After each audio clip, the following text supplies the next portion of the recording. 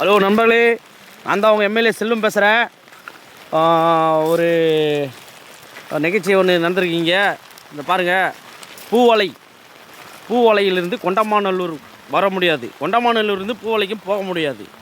அதாவது இங்கே எரா கம்பெனி இருக்குது, கொண்டமாநல்லூரில் எரா கம்பெனி பக்கத்துலேயே பிரிட்ஜில் ஏதாவது காவா அறந்து போய்க்கு, ரோடு அறந்து போயிருக்கு, புது ரோடு போட்டிருக்காங்க, அறந்து போயிடுச்சு.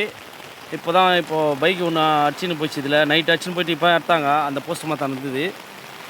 தவறுதலாக யாரோ இந்த பக்கம் வேனு 4 சக்கர வண்டி மட்டும் அந்த பக்கம் போக முடியாது, ரோடு போட்டுருக்காங்கன்னு சொல்லி வராதிங்க தயவு செஞ்சு. 2 சக்கர வாகனம் பைக்கு தான் போகும், அதுவும் அதை பாருங்கள் ஒரு துளி தான் இருக்குது. இது அறந்ததுன்னா போக முடியாது. பார்த்தீங்களா, கொண்டமாநல்லூர் பூவலை இந்த நடுவில் எரா கம்பெனி பக்கத்தில் இந்த பக்கம் 4 வழி சாலை, 4 வாகனம் வர முடியாது, 4 சக்கர வாகனம் வர முடியாது.